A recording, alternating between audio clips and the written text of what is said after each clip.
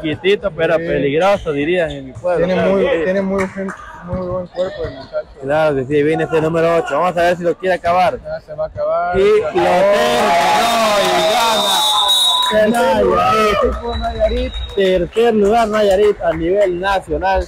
Claro que sí, impresionante. Felicidades al equipo, dieron todo y es impresionante lo que juegan estos muchachos. Y baja en la parte más alta del tiro.